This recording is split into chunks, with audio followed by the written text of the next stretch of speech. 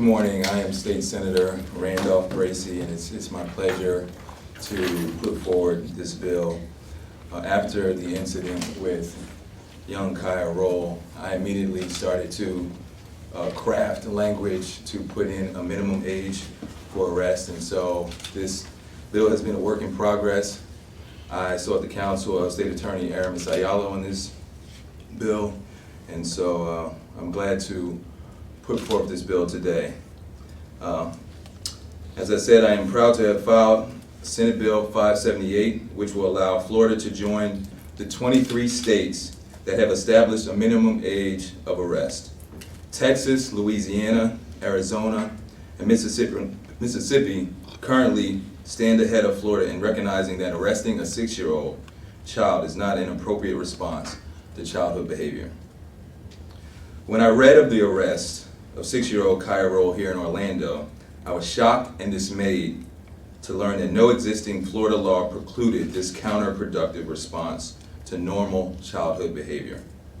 My bill, Senate Bill 578, prohibits the arrest of children 11 years old and younger and prevents them from being charged with a crime or adjudicated delinquent. The bill also sets forth alternatives to arrest for children between ages 12 and 14, directing law enforcement to instead obtain a summons for that child to appear in court when appropriate and allowing for arrest only in extreme circumstances.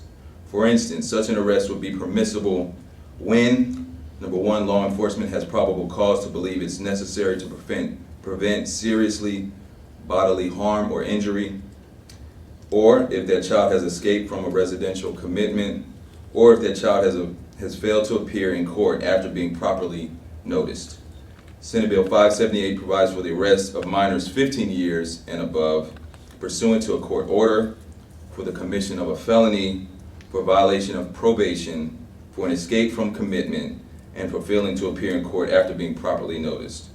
Finally, in recognition of the fact that our schools should be safe havens of learning, my bill would prohibit law enforcement from taking a primary or secondary school into custody at their school, unless necessary to prevent seriously bodily harm or injury, or after that child has failed to appear in court after being properly noticed. I'm honored to have the support of our State Attorney, Aramis Ayala, in proposing a minimum age of delinquency in Florida. Thank you, Senator. Good morning, everyone. I want to thank you all for coming. I am absolutely honored to stand beside my Senator Randolph Bracy Jr., who works consistently in this community. In this moment, I'm especially proud to stand with him and support his leadership in the Florida Senate on the issue of juvenile arrests. Senator Bracy has chosen to move with expediency in beginning the process, and I want to say thank you again, Senator. Currently here in the state of Florida, there is no statute specifying any minimum age for arrest, which means there's nothing legally preventing the arrest of even a 3-year-old. And while that may seem unlikely to ever happen, the statutory void is problematic because it is inconsistent with both scientific research and case law. While juvenile crime is a problem, and there have been some horrific crimes at the hands of young children, we must be mindful that when public safety is compromised, the way we respond and the way we use our resources does in fact matter. It is important for us to use insight and common sense approaches to address crime, administer justice, and to improve public safety. We've got to expand our thinking so that our approach is extremely robust, so that it is expansive enough to effectively deal with the problem. We must have policies that are driven by data and research. We must also be honest and admit that when we as the government place a child in the criminal justice system, we become responsible for the rearing of that child, a hard but very real truth. Which is why we must be extremely intentional about specifying an age at which we are willing to replace parenting with processing. And when I say processing, I'm talking about processing children through an inadequate system. Whoever is responsible for rearing children must also be accountable. I support this kind of legislation because it protects children from state-initiated trauma in the very formative years of their lives. When children are arrested, their lives are forever changed, and we have to admit that it may not be worth the psychological scarring for very young children that could have been managed with common sense. I also support this type of legislation because it ensures that we are not perpetuating or feeding the very real school to prison pipeline. And when I say the school to prison pipeline, I'm talking about that process by which school discipline is replaced by arrest and criminalization, especially for certain groups. In order to reduce the school to prison pipeline, we must distinguish between a problem student and a threat to public safety that should be criminalized. Finally, as state attorney, I'm committed to the pursuit of justice and following the law. And I look forward to legislation that specifies an age of arrest, but also that which offers genuine alternatives for at-risk youth. Thank you. Good morning, my name is Marilyn Kirkland, and I'm the grandmother of Kaya Roll, one of the 6-year-olds who was arrested in the incident last month. And I'd like to firstly take this time to thank Senator Bracy and State Attorney Ayala for their support and their assistance in this. When the incident first happened, of course, I was upset, I was angry, and then I became outraged that this could happen to not just my 6-year-old granddaughter, but to any 6-year-old child. And so I came to the determination that what my granddaughter and I experienced should not be experienced by any other child, parent, or guardian. And so it became a dream of mine and a mission to see how best I can assist in having this law changed. I may not be able to change things for Kaya at this point, but if I could prevent even one other child or family from experiencing this, then it would not be, a totally bad thing that happened. Thank you. Good morning, I'm Bacardi Jackson, Managing Attorney with the Southern Poverty Law Center Action Fund. Ms. Kirkland, I want to thank you for your courage and your call for justice. It reminds me of the courage of Mamie Till, who in 1955 insisted that the world see the brutal injustice suffered by her child. It was that insistence that kick-started the civil rights movement and was the impetus for the critical changes in the law that followed. Even Rosa Parks once said, "I thought about Emmett Till and I could not go back." Today we are called upon to think about your granddaughter, 6-year-old Kaya Roll, and not go back. The SPLC Action Fund is proud to support the bill introduced by Senator Bracy to set a minimum age at which a child can be arrested or prosecuted in the state of Florida. In a recent report, the National Juvenile Defender Center revealed that it is currently legal in 29 states to prosecute a 5-year-old. Most states do not set a minimum age of prosecution in juvenile court. Senator Bracy's bill would bring Florida into compliance with the national and international treaties and bodies, including the United Nations Convention on the Rights of the Child, which declares that all nations must establish a minimum age for their justice systems, and in alignment with the minimum age recommendations of the American Academy of Pediatrics, the American Bar Association, and the National Academy of Sciences, all of which recognize the developmental vulnerabilities of young children in the context of the justice system. Prosecuting young children runs contrary to scientific research and recent United States Supreme Court decisions that have repeatedly recognized children are inherently less culpable than adults. We know that young children have much greater challenges in working and engaging meaningfully with the justice system, including with their own attorneys. Even more, contact with the juvenile justice system can have lasting and negative psychological and health impacts on anyone, but can be especially traumatic for a child. Research also shows that formally processing youth in the juvenile justice system does not thwart future crime, but instead can increase the likelihood of future criminal behavior.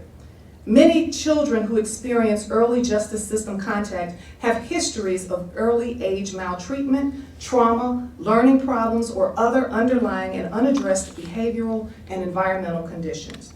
The first time a child is arrested, controlling for socioeconomic, educational, and family characteristics doubles the risk of that young person dropping out of high school. And if that arrest leads to formal court involvement, that risk of dropout increases by 5 or 8 times.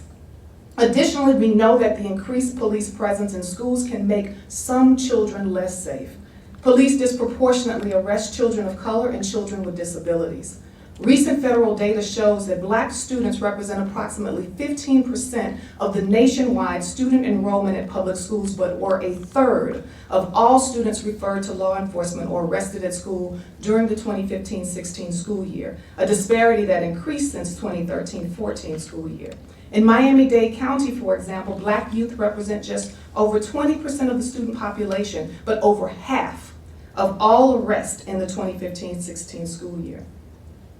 However, they accounted for approximately 28%, students with disabilities represent approximately 12% of students enrolled in public schools nationally during the 2015-16 year. However, they accounted for approximately 28% of students referred to law enforcement or arrested, 71% of students physically restrained at schools, and 66% of students placed in seclusion or involuntary confinement. Children's needs are better addressed through alternatives to the justice system, such as child welfare, education, healthcare, or human services, in the context of family and community. This bill would also protect young children from the potential stigmas and negative consequences of even initial processing in the justice system, and would better use our state's resources by avoiding the cost of arrest, prosecution, and court processing, where the evidence rarely rises to the level of an offense worth pursuing. For 6-year-old Kaya and all of Florida's children, this is why the SPLC Action Fund strongly supports Senator Bracy's bill and urges all conscientious legislators to vote for this bill and for Governor Ron DeSantis to sign this bill into law. Thank you. We can open up for questions. Anybody have questions? Yes, I think one of the main questions is, how did you come to these ages? I see 12 is mentioned in the bill as well as 15. Why those ages? Well, most states have a minimum age of 10, but I started with 12. I thought that was appropriate. There may be some negotiation with the age limit in the legislature, and so I figured I'd start with 12 and see where we end up. And so what happens, God forbid if this happens, a child younger than 12 kills somebody? What do you do in that situation? Well, the bill provides for if there is a felony, then that child could be arrested. But in any other case, unless it's a serious crime, they would not be arrested. Do you have bipartisan support on this? It's early in our legislative process, but I would say yes. I talked to the chairman of the Criminal Justice Committee, and he was supportive of the idea, and so I would expect to see this start to move pretty soon here in our committee process. Where does it stand right now in the process? Has it been introduced? It has not been introduced yet. It just was filed about a week or so ago, and so it is on the chairman's radar, and so I expect it to get its first hearing pretty soon. Can you explain or go into a little more detail, what are the alternatives to an arrest for a juvenile under 12? You mentioned some reform programs. Can you give a little better explanation as to what those alternatives would be? Okay, so it would prohibit the arrest of children 11 years and younger and prevents them from being charged with a crime. As far as ages 12 to 14, it would direct law enforcement to instead obtain a summons to appear in court when appropriate, and allowing for arrest only in extreme certain circumstances. For minors 15 years and above, they can only be arrested pursuant to a court order, or for the commission of a felony, for violation of probation, for an escape from commitment, or for failing to appear in court after being properly noticed. And so this is the early version, I would say, of this bill, but I would expect that there would be some changes as it moves through the legislative process. The state attorney actually gave some good suggestions on how to make this bill better, and so we plan to incorporate it as it moves through the process. And for children under 11, if they do something that doesn't warrant, like not a non-felony crime, what are the programs that you're hoping to put in place as opposed, you mentioned 12 and up and 15 and up, but younger, like in this case, in Kaya's case? The bill doesn't specify any specific programs for children under 11. It just prohibits being arrested. Yeah, to address that, some of the things that Senator Bracy and I have talked about, looking at some of the research and the data and how it has been handled across the country, the goal ultimately is to take the children out of being processed like animals and treating them more humane. So I think some of her comments refer to, human treatment, whether it's DCF, getting them counseling, the school being involved into their level of discipline that doesn't actually criminalize 5, 6, 7-year-old behavior. So the key has to do with still getting the help. Like, this does not mean that they just run free, slap on the wrist. It means that we've identified a problem, and the resolution to that problem is not arrest in the criminal justice system. The resolution is the humane response of getting the kid help and keeping them out of the criminal justice system. So do you think this is kind of a step one? One, you put these rules in place to protect kids, but then two, you have to go to lawmakers like yourself to make sure that there's more funding to help kids when they end up in a bad situation. Oh, absolutely. I think that's one of the things that is on the agenda for the Senator and I to continue to talk about is the alternatives and how will we have those alternatives funded. So the reality is the first step is we're doing it wrong. By not having any age, we're doing it wrong. The second step is how can we talk about getting it right in a bipartisan way that helps all Floridians. Once we realize how we get it right, the final step is how do we fund it. And May, also in response to that, I would just add that our legislature did do some work on this in the last session and funded, provided additional funds for community schools. Community schools, for instance, are one of the models that works. In those schools, we've seen arrest rates drop drastically, where there are wraparound services, where there are mental health services right on campus. Those are the kinds of models, the evidence-based models that we need to continue looking at as we are crafting solutions for how do you appropriately respond to children. We need to make sure officers are crisis intervention trained, and that happens in a lot of counties, but certainly we can do more. Do you have any information about how many kids fell into this category in the last year or two in Orange and Osceola County? I mean, I know that when this incident first happened, you said that there was more than you'd think of, but do you have any numbers yet, or is it how frequently this happens? I don't have that number of arrests on top of my head, but if you want to request that from our office, we can provide that to you to give you some solid numbers on those numbers of arrests and ages. Ms. Kirkland, could you talk about your granddaughter and how is she now? Initially, I thought I would only need to deal with the fallout of the actual arrest and get her past that. But since then, a number of issues that I honestly didn't anticipate has arisen. She's been having nightmares, she's reverted to bad wedding, she has what her therapist calls separation anxiety, which mainly means that she shadows me. She doesn't want me to leave her to go to work. She doesn't want me to even be in another room with her. And I was told that it's directly because she was so traumatized. She said she kept calling for grandma. There was no familiar face. She was so terrified they wouldn't call grandma. So it seems that now she feels that when grandma is not around, something bad is going to happen again. She is working with a therapist to overcome that. And 2 weeks ago, we encountered another issue, trying to put her back in a public school because she's not been in school since the incident happened. We got her all squared away for school, pull up on the campus to enroll her. And I didn't pay any mind to it, but the first thing she saw was a patrol car with a uniformed school resource officer. She went ballistic in the backseat, and when I got her calmed down, I was like, what's going on? You really want to go to school? And she says that she doesn't want to come out of the car. She doesn't want to go to that school because there's a police officer, and she's afraid that he'll be mean to her again, which is her terminology for it. And she'll be arrested again. She says, Grandma, I'm still sick. They're going to be mean to me. They're going to arrest me again. So now we're faced with having to come up with the resources to put her in a private school at the suggestion of a therapist just for the rest of the school year while they work with her to overcome her fear of attending a school that has a uniformed resource officer, because all of the schools, the public schools, have them now, in hopes that by the August school year, she will have gone through enough therapy to be able to resume attending a normal public school. Did you expect it would have that kind of an impact on her? No, I never, ever foresaw this. My concentration really was in not having her prosecuted, legally prosecuted.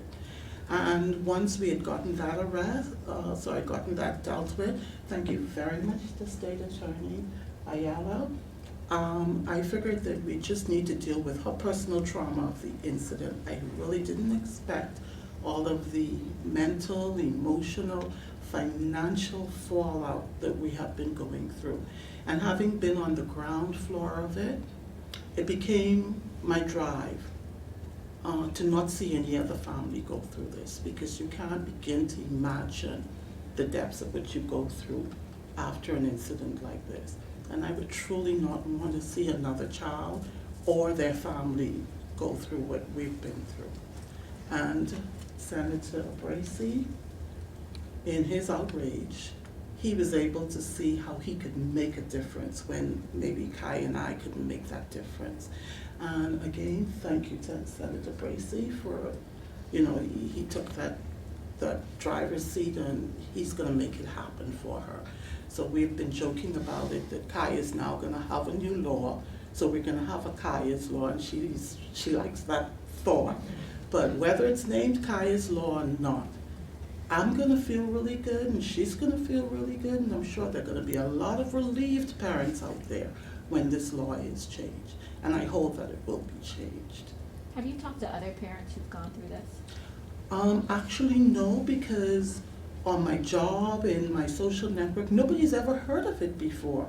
I have not encountered one other parent or guardian who even knows somebody who's had a child under, say, 13 or 14 that's been arrested. So no, I haven't spoken to any. How do you think the situation should have been handled involving Kaya? Well, especially with Kaya's situation, which I'll speak to first, the school was fully aware that she had a medical condition. They were in contact with her medical practitioners. They were in contact with even a behavioral counselor that we brought on board, because the tantrums, we wanted to get them controlled pending her surgery. And so we brought on board a therapist who worked with her breathing and calming and stuff. So the school was fully aware, documented of her medical condition. So we never expected it from the school. We didn't. Did the school offer to pay for her therapy? No, they didn't. Okay, we're gonna wrap it up. If you guys, I wanna get the state attorney out of here. We've got some stuff to do, but if you, Ms. Marilyn and Ms. Bacardi, if you guys wanna pull them to the side for some personal interviews, I don't know if you two have time for that. It's just the status of expunging Kaya's record. Is that still? So there's two different types of expungement. There's judicial expungement and administrative expungement. Unfortunately, I've been able, in constant contact with Chief Furlong, the London Police Department, and that has been resolved. So it's off her record Yes. officially? Yes, yes. Now, trickling down, we've got to work on that, but we do have the agreement to have it done, and it is done, okay? What do you mean Thank you. trickling down? So, once the decision has been made, all the paperwork and every agency has to make certain that it has been properly managed by their agency. My office, FDLE, the court records, if any were created, the police department, and how they manage that expungement, if that makes sense. Got it? All right. Have a good day. Thank you. Thank you. You guys can contact me if you have any more questions, or if you have research that needs to get done.